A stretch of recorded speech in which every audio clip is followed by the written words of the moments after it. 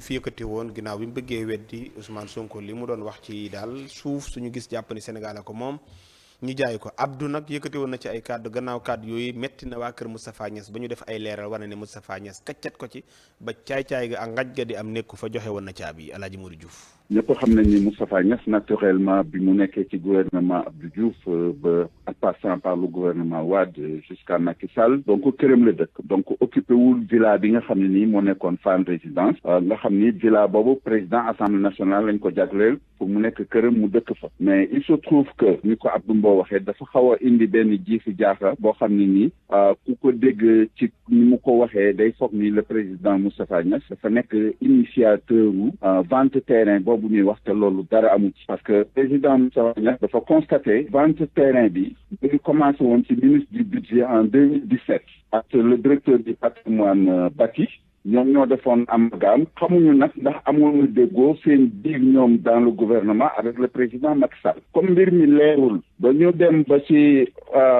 2021 le 3 juin 2021 le directeur du patrimoine bâti bind lettre Moustapha Niass pour que caabi villa boobu nga xam ne moom la président assemblée nationale waroon a dëkk pour que le président Moustapha Niass jox caabi le directeur du patrimoine bâti mais bu loolu passé Moustapha Niass le président Moustapha Niass waxtaan na ci ak président Macky Sall ñu ko dégg naa ne am na ni villa bi nga xam ne nii mooy résidence su président assemblée nationale am na ay procédures yoo xam ne nii ñu ngi koy jéem a jaay moom nag la mu war a def digganteem ak président Macky Sall donc def na ko mooy loo xam ne nii patrimoine état la ñëpp xam nañ ni patrimoine état kenn mënu xëy nii rek ci ay ruumandaat nii rek ñu jaay le patrimoine de l'état parce que am na procédure boo xam ne nii wala ay nit ay tierce personne yu mën a daje toog te patrimoine état ñu am foo xam ni fa lañ ko dugal.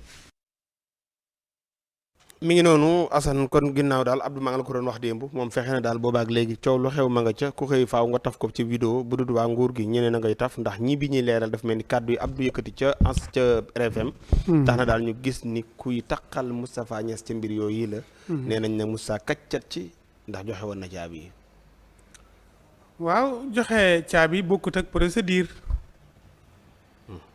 gouvernement continuité la bu fekkee ni Moustapha Niass ba mu fay nekk la procédure njaay mi commencé woon moom day ànd ak procédure beeg yooyu rek mais bu nekkoo fii nga yem dafay yem joxe. waaw mais dañoo weddi li Abdou wax dañoo weddi li Abdou wax ci biir que ni moom daal waxoon na njaay mi Macky ni ko déedéet. waaw léegi ñoom nee nañ li tax ñu ni Moustapha Niass bokku ci mooy joxe na caabi ji. mu leen di xamal ne Moustapha Niass bokku ci. mais procédure laa la wax. ndax ñoom ñëw nañ toog ak Moustapha Niass ni ko kër gii de gis nañu ni. yow yaay le premier yaay jiite assemblée nationale yow lañ ko jox mais yow ko dëkkoo fa ndax sa kër ak kër gi benn la 50-50 la. sa kër sax a dàq gis nañ ni dëkkoo fa ndax dañ see waxtaan ak Moustapha Niass pour wàllum jaay mi ndax dañoo tàmbali procédure bi ndax Moustapha Niass ak Macky Sall doon nañ ci waxtaan. léegi nag bu fekkee danañ ci waxtaan far yàlla dogal mu retraité mais mu yëkkati dossier beeg waxtaan bi fi mu yem ak këyit bi day jeex Amadou Mame Diop continuer. waaw waaye nag loola bu boobaa ñun ban moo doon àtte yoonu Moustapha Niass nekku si. nekku ci yoonu Amadou Mame Diop nekku si bu fekkee jotuñu seen pourcentage. mais bu fekkee jotuñu seen pourcentage. mooy seen wàll. bu fekkee jotuñu ko seen yoon nekku si. mais ki jaay nañ ni kii kat moo def décret jaay kër gi. décret boo ko tuddee am na koy wax. waaw ki ko def nag kooku loo nga mooy responsable. déedéet yow dafa doon waxatoo ki ko def de koy joxoñ nga. décret kay kenn ko am. ki ko def laa wax. ki def décret bi. waaw décret kay kenn la man xamuma ku mu doon dama ne. président mooy def décret. man wóoruma dama ne ki ko def. na ñëwaat indiwaat xaalis bi teg si taabal ji. ñu delloo ko kooku te sama waa ji Modou après waxal ñu laay kii fëgg nii waaye. te 31 bi. après El Malick da ko war a defee foofa. wur taxaar. waaw nañ indi caabi ji jox ko El Malick mu dugg bu ko defee ñoom ñu topp seen i kayit affaire yi ay kayit léegi la ñuy topp mais kër moom jaayuñu ko tey jaayuñu ko ëllëg ndax moomuñu ko Sénégal la ko moom. mi ngi mel ne tey ji rek àtte exemple ñu ne jaay nañ palais bi. ñu ne jaay nañ palais bi c'est la jëm ni jaay nañ palais bi wala jaay nañ fi premier ministre yi nekk wala jaay nañ lii dañ koo teg pour Sénégal la ko fi def. ñu ne képp ku moom kii képp kuñ fal fii yaa fay dem boo folle koo génnal. waaw yow nga daal dem jaay ko ni damay dem dama koy jaay. waaw léegi nag ki ko jaay kenn nit la mën a doon wala ñaari nit wala ñett nit ak kiñ ko jaay ñoom ñëpp nañ leen dajale bañ dajaloo ñu ne leen nan la demee ñu leeral ko ñu fay ko buñ ko dee fay wala mu perte wala lu mu mën a doon waaye kër gi daal 31 bii après El Malick dafa war a dem fanaani foofa këram ndax moom la ko yàlla jox moom la ko Sénégalais yi jox nañ bàyyi caaxaan yi ñu nekk waaw. pàkk ba mu ko jox ak waaw pàkk ba mu ko jox ak ba mu ko joxut ak Mamour Diallo nekku fi. waaw ñaan ab société mu gañe ak ab société mu gañewu ko ay milliards ñaa ay millions nañ bàyyi caaxaan yooyu waaye joxe. ku ci caaxaan yow ni nga waxee nii yëpp yow ku ci caaxaan. ñoom ñëpp ay caaxaan. ñoom ñi seq njaay mépp ñi jënd ak ñi jaay ak yow njënd moom yow joxe nga consigne bi. nee nga président moo ko jaay.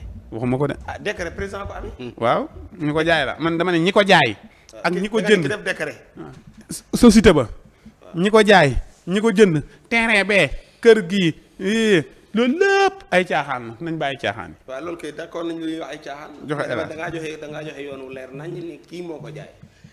waaw joxe hélas. ci Abdou Mbow yi tamit dégg na nga wax ba jeexal kii ko ci moom mi ne ci diggante parce que Abdou Sonko bi mu waxee moo ñëw dugg. non Abdou daa xamut.